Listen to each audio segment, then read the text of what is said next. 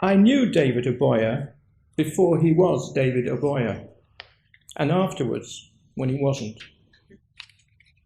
When I first met him, he was a Jukwu Abe Oboyenema, attired in a traditional West African smock of blue, grey and orange, the dreadlocked organiser of urban youth. A synthesis of West Africa, Jamaica and Small Heath, Birmingham. The television personality came later, the cream linen suit with the carnation in the lapel, the passion for good burgundy, the millionaire's smile. Like a lepidopterous pupa in a rubbish dump, he was biding his time before emerging improbably resplendent. I blink, and David Oboye is that eye-catching figure, like an iridescent insect immortalised in resin.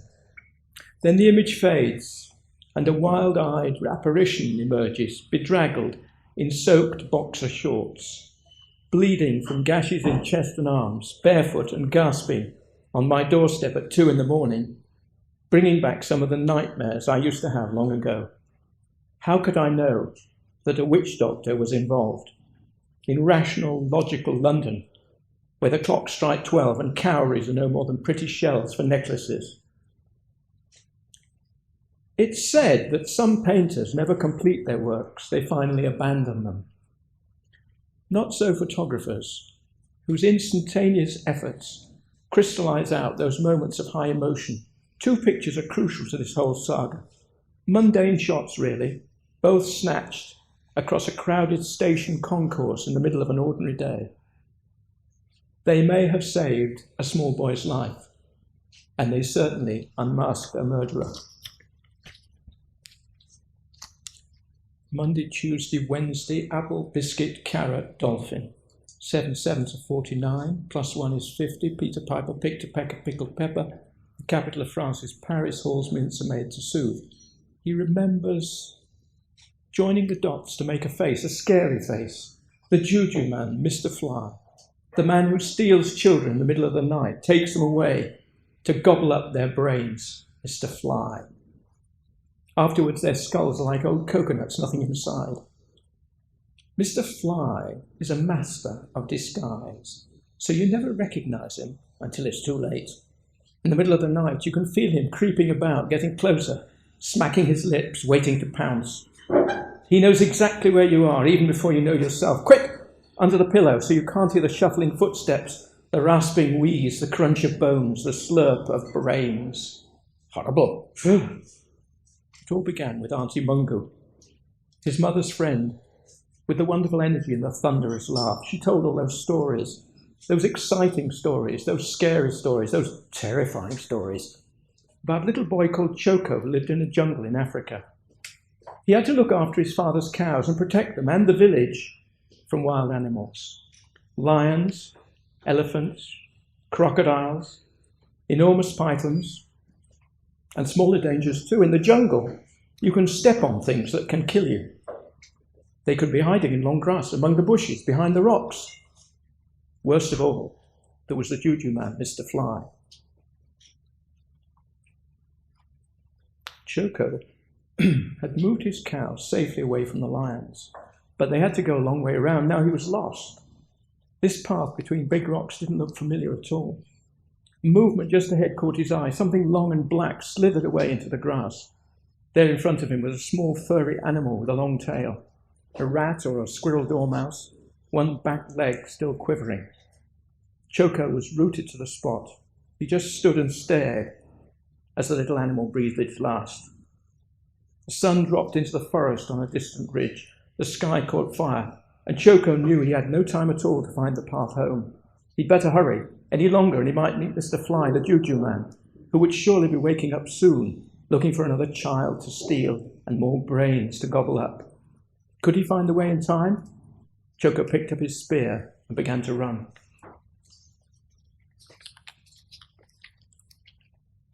"1981. It was a desolate, uncertain November afternoon, under brooding clouds, little sign of sunlight, a John Lennon cassette playing. Whatever gets you through the night, it's all right, it's all right. It's your money or your life, it's all right, it's all right. Tom Flagg hummed along with the tune as he drove his battered Ford Popular through the Blackwall Tunnel and turned right towards Lewisham. Pammy said, "Carry on for about a mile after the hospital, then it will be a road on the left, Mafeking Avenue," she said, "but it might be Mansfield." Geography was never her strong point. After all, she couldn't be good at everything. Dr. Pamela Furling, BA, PhD, lecturer in social sciences at University College London. He was still slightly in awe of her. At school, she'd always seemed a step ahead of him and everybody else. You couldn't find a book she hadn't read, an ex-film she hadn't seen, an artist whose nude paintings she hadn't devoured. In primary school, he remembered they both got a smack for something very embarrassing, the details of which he couldn't quite remember. Was it to do with taking their clothes off? She used to say proudly her mum said she'd grown up too quick. Tom sometimes felt he'd grown up too slow. It was no surprise when she was the only one to get into Cambridge. On her own merits too, no whispers by the headmaster to his chums at Trinity College or whatever. Friends since juniors, Tom and Pammy had just about managed to negotiate the teenage years without falling out. They'd kept in contact ever since, and now she telephoned to ask for his help. "Not one of your crazy schemes, is it?" She told him not to jump to conclusions till she'd explained. Together with a church charity called New Directions, she'd set up an experimental project for what she called disaffected youth, mostly black kids suspended from school. The problem was, once suspended, then what? No one wanted to deal with them. Grudgingly, the local council admitted they had a right to education. Pammy's idea was to have a special site where they could be offered a classroom-free educational experience with art and drama at its core. Mrs. Smallwood from the church had agreed her committee would subsidise the scheme for 6 months up till Christmas. Of course, the whole idea ran into difficulties right from the start. Tom wasn't surprised, but thought it better to say nothing.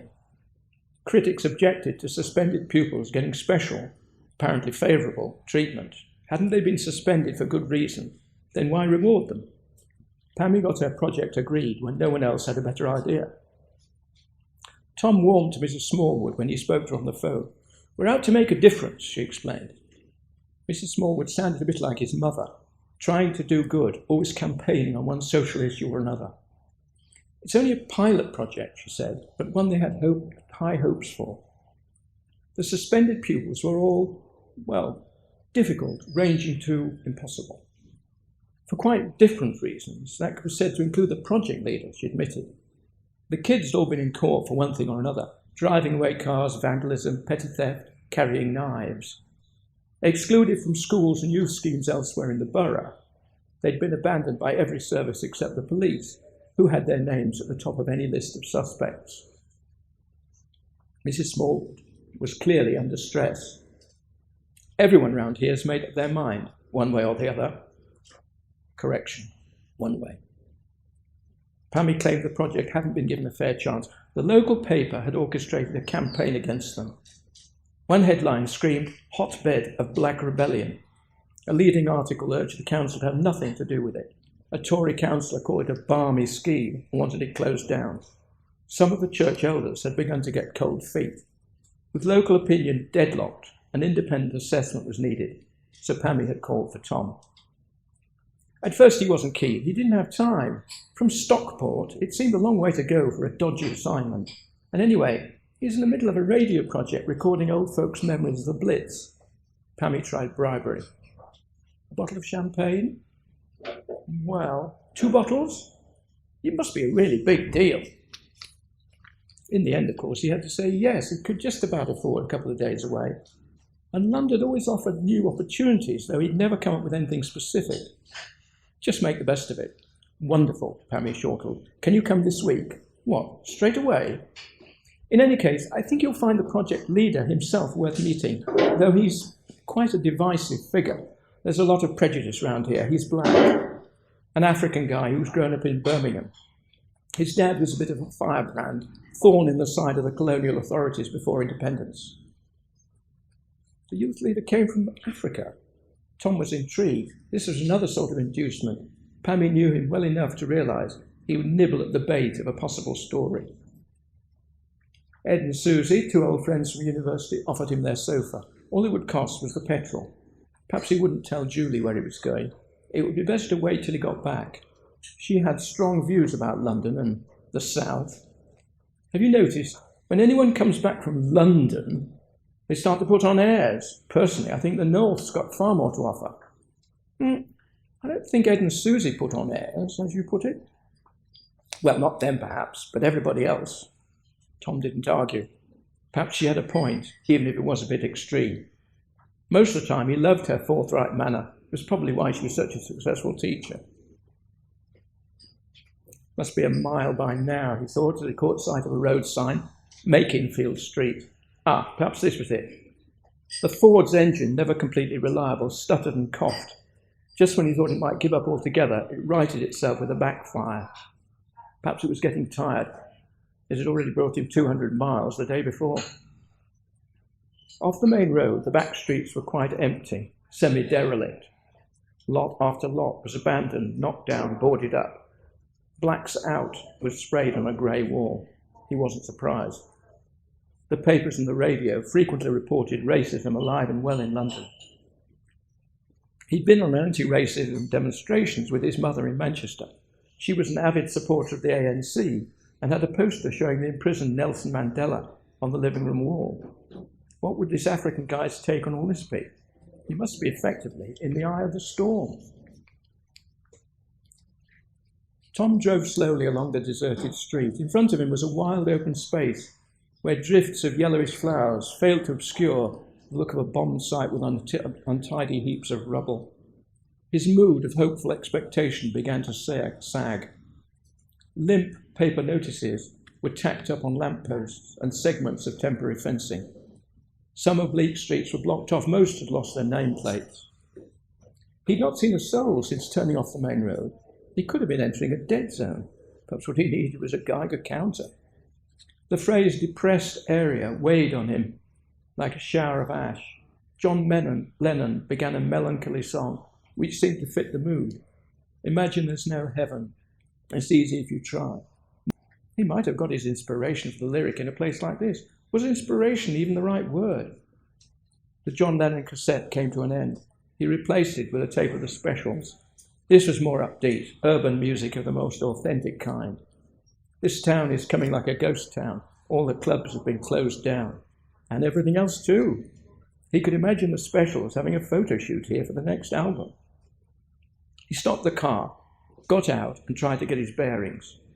Mrs. Smallwood had given him 3 street names. The only trouble was, all the signs had been removed. The place he was looking for had to be somewhere here. Maybe it was hidden away in this wilderness on purpose. A temporary notice board, no more than a chunk of chipboard on stilts, bore an artist's impression of a vast, cheerless housing scheme, a regiment of tower blocks, separated by paved areas, punctuated with regularly placed saplings. On closer inspection, he noticed that the charmless sketch was entirely devoid of people.